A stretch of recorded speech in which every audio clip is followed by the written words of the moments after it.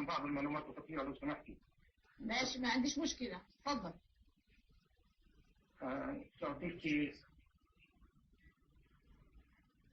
سأعطيك بعض المعلومات التي بين يدي، وأتمنى أن يكون هناك من يتابع ويسجل هذه المعلومات، لأن معلومات في منتهى الخطورة. إن كانت اتفضل، بس يا ريتك توطي التلفزيون عشان تعرف تسمعني وتحكي براحتك يعني. إن شاء الله إن شاء الله. تفضل.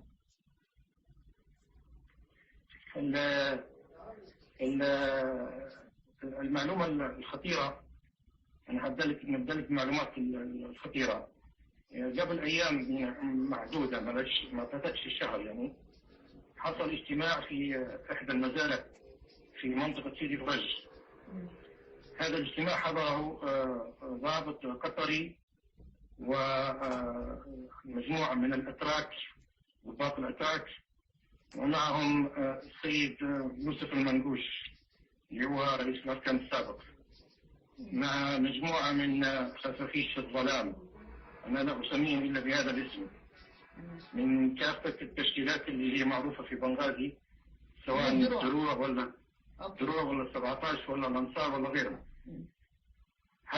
هذا الاجتماع كان محتواه أو ينص على بناء معسكرين لتدريب جيش مصري حر يسمى بالجيش المصري الحر، وتدريب مصريين وسوريين وتونسيين للقيام بعمليات ضد الجيش المصري والجيش التونسي. موقع هذين المعسكرين في مدينة بنغازي ودرنا. وكان الاجتماع في مزرعة لشخص اسمه سالم الشركسي بمنطقة سيدي فرج. سالم من؟ سالم الشركسي. شركسي. نعم. المعلومة الثانية، أنصار الشريعة متعاونين مع بعض الشخصيات اللي موجودة في الجهاز الأمني للأسف الشديد. شكوا فرج شكوا وعرف نفسه، هم عارفينه كويس. أوكي. وهو أيضا يعني يبلغ ويساهم في عمليات الاغتيال. شخص آخر اسمه عماد بن فايد. عماد بن فايد. أوكي. نعم. في عمليات الخطف التي تتم في بنغازي وراءها شخص اسمه الكتوري الفايدي. حتى الأشخاص على فكرة، بس الخطف حتى الأشخاص اللي ما لهمش علاقة بالجيش الليبي وغيرها، يعني أشخاص عادية، أو آخر واحد منهم فهد إسماعيل، يعني تم خطفه وطلبوا من هلا 5 مليون. خطف لغرض الابتزاز، لتمويل الجماعات المتشددة والجماعات الإرهابية التي تحارب الليبيين. معلش ممكن الاسم مرة ثانية؟ فيتوري من؟ فيتوري الفايدي، هذا تاجر نصاب كبير في بيع الأراضي، ومعروف بسكان الجوارش، معروف جميع الناس عرفتها، ويتم تحويل جزء من هذه الأموال إلى سوريا بحجة دعم الجهاد. تمام. نعم، خليك معي شوي. معك على طول معك، تفضل. نعم. جميع الضباط الصف الذين أرسلوا في دورات للخارج وعادوا للبلاد، جميعهم مستهدفين بالقتل والاغتيال، سواء كانوا من ضباط السائقة أو من السلاح الجوي أو الاستخبارات أو غير ذلك. كل الضباط العسكريين اللي هم أصلا عسكريين وتم إرسالهم في دورات للخارج وعادوا، جميعهم عليهم الحذر، كلهم مستهدفون بالتصفير.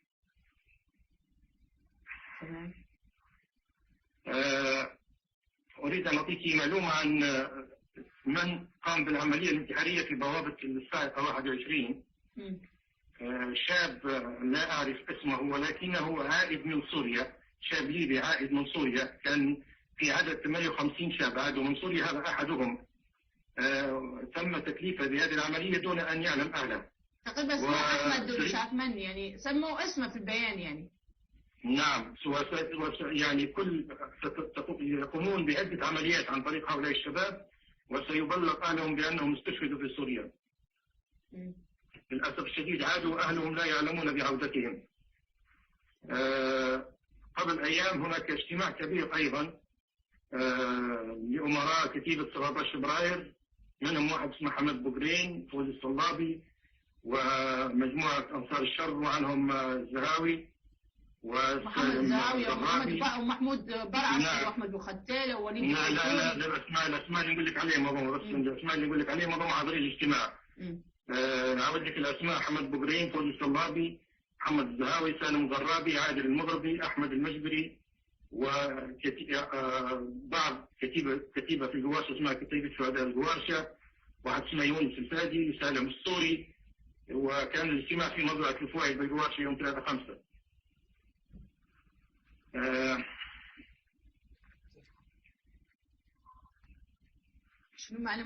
طبعا الهدف اللي يسعوا لهؤلاء بزعمهم انهم يريدون ان يؤسسوا امارات اسلاميه، اربع امارات او 4 ولايات، واحده في درنا بقياده سفيان بن قوم، والثانيه في بنغازي بقياده اسماعيل الصلابي، والثالثه في المنطقه الوسطى بقياده شقيق التير، واحد اسمه التير تم قتله من قبل كتيبه شهداء الزاويه في الاحداث الماضيه في سرت، والرابعه في الجنوب بقياده واحد تونسي اسمه خالد البوجي. ليبيا منتهكه يا اختي، ليبيا منتهكه. جميع قاده القاعده اللي موجودين في دول المغرب العربي الان موجودين في ليبيا، مختار بن مختار وغيره وامثاله من مختار قال مش حنطلع من بنغازي لعلم تعلن بان هي تكون اماره اسلاميه. نعم. معلومه اخرى ان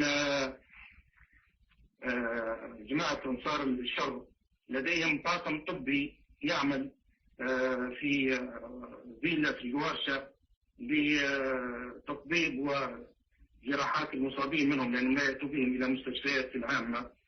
في مجموعة دكاترة منهم دكتور اسمه صبري علي السنوسي وبعض الأطباء الآخرين متعاونين مع أنصار الشر، ويتواجدوا في مزرعة يونس الفايدي في القوارشه لتضميد وتطبيب جراحات المصابين منهم في العمليات التي يقومون بها غدرا واغتيالا لضباط الجيش والشرطه. والله ربي يحمينا ان شاء الله، وربي مش عارف ربي ينصرنا على الاشخاص اللي حابين فعلا يدمروا ليبيا باي طريقه كانت ان شاء الله، يعني او حتى يشوهوا الاسلام بايا كان. يعني المده اللي فاتت مجموعه من الحقائب المتفجره تم تسليمها للاسف الشديد من قبل رئاسه الاركان عن طريق الوكيل خالد الشيخ، عن طريق وكيل وزاره الدفاع خالد الشريف. ايوه تم تسليمها لكتيبه 17 فبراير وانصار الشر والدروع. تم استخدام 3 حقائب منها عند الثانويه الفنيه، التفجير اللي صار امام الثانويه الفنيه. نعم. وللاسف الشديد ان تم رصد تحرك قبل ما يصير التفجير سياره كانت ترصد المكان. هذه السياره تتبع اللواء 319 اللي هو يعتقدوا او يسمونه زورا مبتنى انه يتبع الجيش. هذا اللواء تحت امره احمد المجبري، وسائق السياره التي كانت تراقب المعسكر اسمه محمد علي الجلال.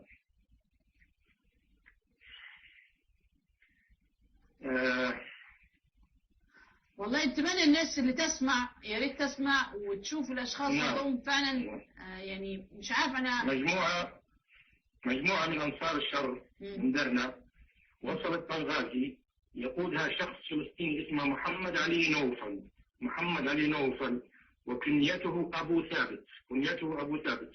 معه 5 اشخاص موجودين الان بمعسكر 17 فبراير. هؤلاء يعني سيقومون بعمليات خطيرة في بني غازي. لا إله إلا الله. معلومات كثيرة لدي وخطيرة. يعني أنا حابة بس أنا بنسأل سؤال بصراحة، يعني هل الاستخبارات الليبية تعطي بالمعلومات هذه للحكومة والمؤتمر الوطني؟ هل المؤتمر الوطني والحكومة عنده اهتمام في المواضيع هذه؟ أنا أود أن أوضح لك نقطة يعني في غاية الخطورة.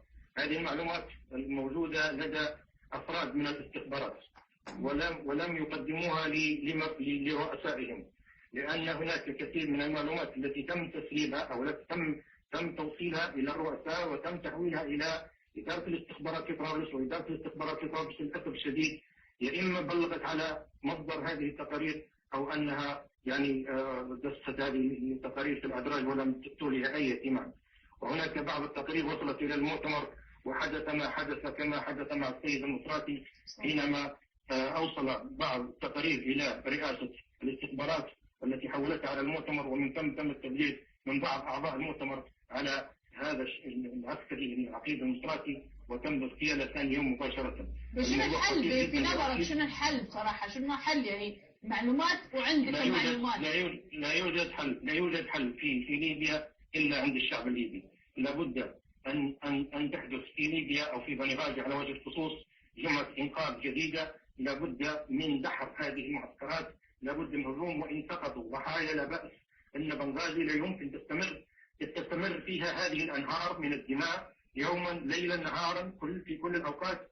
الشباب يقتلون والرجال يقتلون، النساء تهمل والأطفال ييتمون. نحن لا نستطيع أن نتحرك لأن إمكانياتنا ضعيفة جدا. لدينا الإمكانيات، لدينا المعلومات، ولكن ليست لدينا الإمكانيات. رجال الساعقة يطالبون في الإمكانيات ولا مجيب. رجال الشرطة يطالبون في الدعم ولا مجيب. هناك مؤامرة كبرى تحاك للشعب الليبي، هناك مؤامرة على مستوى عالي جدا. لابد أن يتحرك الجميع. لابد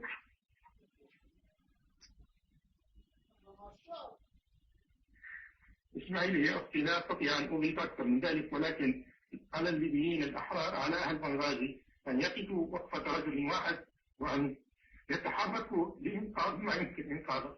بارك الله فيك والسلام عليكم ورحمة الله. السلام، شكرا.